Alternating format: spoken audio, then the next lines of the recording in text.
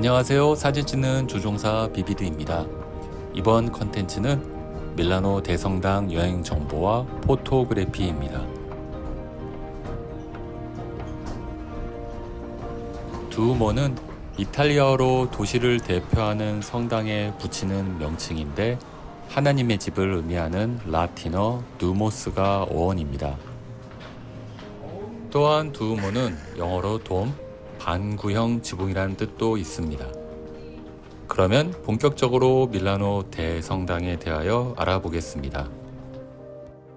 밀라노 대성당 입장을 위한 예매 방법으로는 공식 홈페이지에서 예매하는 방법, 그리고 마이 리얼 트립에서 예매하는 방법이 있습니다. 공식 홈페이지는 영어로 변환되기 때문에 예약하기가 어렵지 않습니다. 성당만 볼 것인지, 성당과 테라스도 같이 볼 것인지, 테라스를 보러 올라갈 때 계단으로 올라갈 것인지, 아니면 엘리베이터를 이용할 것인지, 가이드의 설명을 들을 것인지 구분하고 있는데요. 저는 여러분의 편한 여행을 위해 엘리베이터를 타고 올라가 테라스를 방문 후 성당을 볼 수 있는 티켓을 추천드립니다. 입장 시간은 아침 일찍 방문하거나 일몰 전 1시간 30분 전에 방문하시는 것을 추천드립니다. 이 밀라노 대성당은 14세기 공사를 시작하여 20세기에 와서야 완공된 약 600여 년에 걸친 건축 역사를 가지고 있습니다. 1386년 대주교 안토니오 다 살루초가 밀라노 정중앙 지점으로 모든 주요 도로가 뻗어나가는 자리에 십자가 형태의 고딕 양식의 대성당을 짓겠다는 계획을 세웠습니다.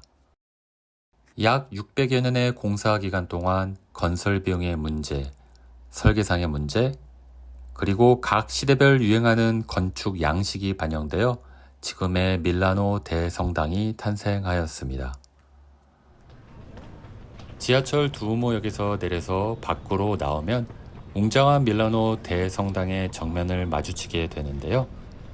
밀라노 대성당은 대주교 안토니오 다 살루초의 계획처럼 현재 밀라노의 중심이자 만남의 광장으로 많은 관광객이 모이는 곳이기도 합니다. 밀라노 두오모의 정면은 디자인이 여러 번 변경되었습니다. 초기 설계한 정면부는 고딕 양식적 특징은 적었으나 시대가 변함에 따라 점점 고딕 양식으로 구체화되었습니다. 밀라노 대성당은 135개의 첨탑이 있는데요. 1800년대 대부분의 첨탑이 세워졌으며 일부 1970년대 세워진 첨탑도 있습니다. 또한 바티칸의 성 베드로 대성당과 스페인의 세비야 대성당 다음으로 세계에서 세 번째로 큰 성당입니다. 바티칸의 성 베드로 대성당에 대해 자세히 알고 싶으신 분은 화면 우측 상단의 카드를 클릭하시면 바로 보실 수 있습니다. 이 밀라노 대성당은 깐톨리아 대리석 채석장에서 나오는 하얀 대리석으로만 건축을 하였으며 지금도 외벽 대리석 조각 하나하나 수작업으로 장인에 의해 조각하여 복원하고 있습니다. 바티칸의 성 베드로 대성당과 밀라노 대성당을 비교하면 고딕 건축 양식을 쉽게 이해할 수 있는데요. 밀라노 대성당의 특징인 고딕 양식의 가장 큰 특징 중 하나는 높고 뾰족한 첨탑입니다. 높고 뾰족한 첨탑은 둥글거나 네모 반듯한 형태로 건축된 로마네스크와 전혀 다른 부분입니다. 높은 첨탑은 신과 조금이라도 가깝게 다가서겠다는 당시 사람들의 생각이 담긴 결과물입니다. 높은 석조 건축물의 무게를 지탱하기 위해 벽이 두꺼운 것이 특징이고 천장의 무게가 상당해서 이를 지탱하기 위해 창문도 매우 적습니다.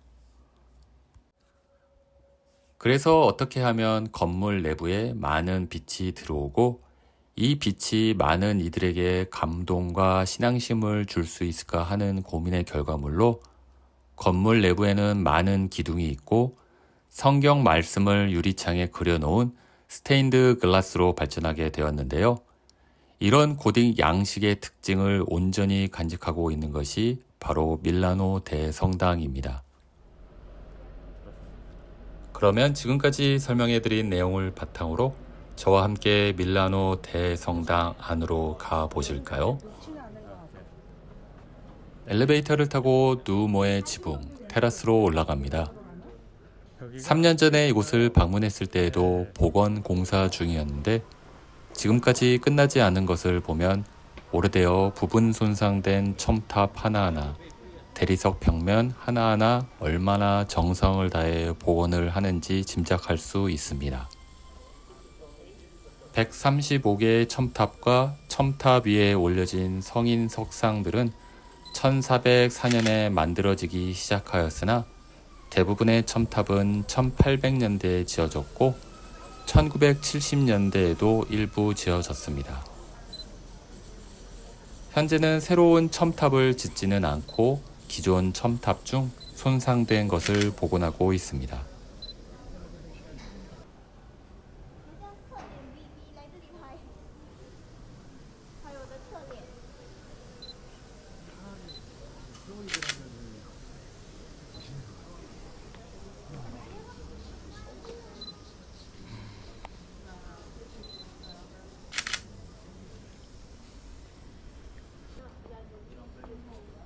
계단을 따라 올라가면 대성당 지붕에 올라가게 되는데요.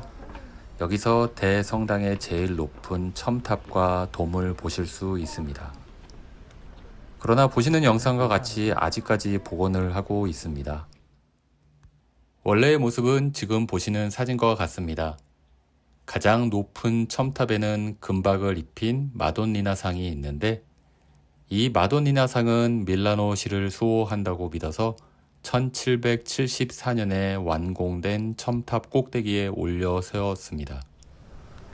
이 마돈니나상까지의 높이가 108m나 된다고 합니다.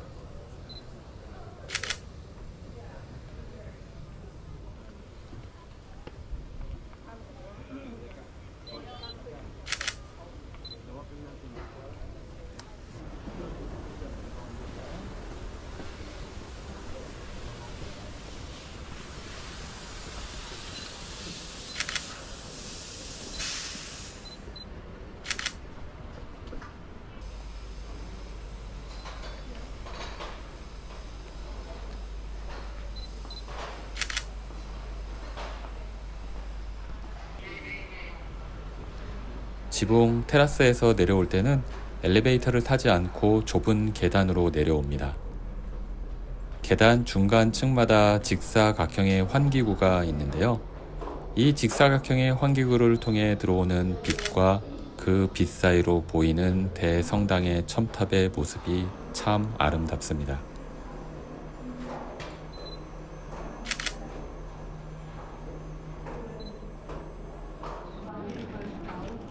성당 내부로 연결된 계단을 내려오면 제일 먼저 마주치는 청동상은 메데기노 기념비이고 우측으로 가면서 마주치는 대리석상은 성 조반니 보노의 제단입니다.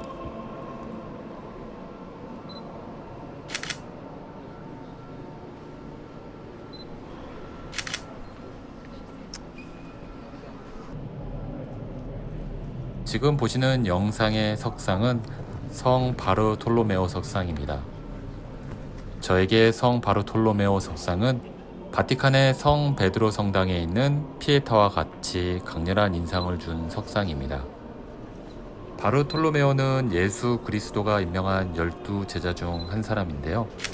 순교자 성 바르톨로메오는 소아시아, 인도를 거쳐 아르메니아에서 선교 활동을 하다가 그곳 사람들을 그리스도인으로 개종시킨다는 이유로 산채로 피부가 벗겨지는 참혹한 형벌로 순교했다고 전해지는 성인입니다. 1562년에 만들어진 이 석상은 참혹한 형벌로 순교한 성 바르톨로메오를 기르기 위한 것으로 몸 전체에 벗겨진 자신의 피부를 천처럼 두르고 서 있으며 석상 받침에는 해부학에 대한 풍부한 지식을 바탕으로 예술적인 면을 살렸다는 설명이 기록되어 있습니다. 그러면 잠시 영상과 사진으로 성 바르톨로메오 석상을 감상해 보시겠습니다.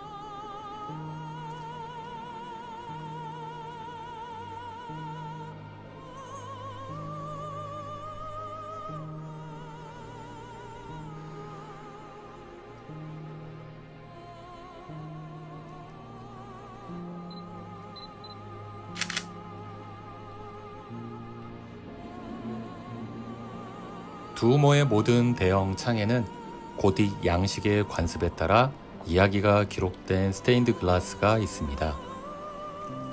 이 창들은 구약과 신약, 그리고 성모 마리아와 성인들의 삶에 대한 이야기를 해주고 있습니다.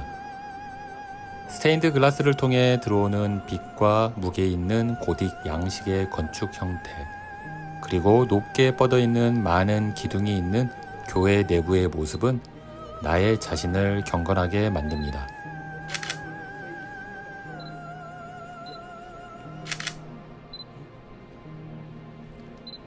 밀라노 대성당 내부에는 많은 석상이 있습니다. 시간 관계상 영상에 포함을 시키지 못했습니다. 여러분들 밀라노 대성당에 가시기 전에 조금만 공부를 하시고 가시면 아는 만큼 보인다고 정말 많은 것을 보실 수 있습니다. 이번 영상을 통해 여러분의 밀라노 두오모 방문 계획에 조금이나마 도움이 되었으면 합니다.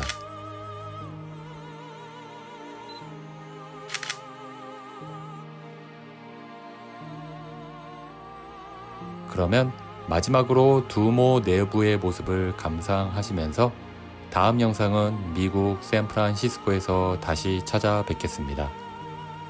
다음 영상에서 다시 만나요. 안녕.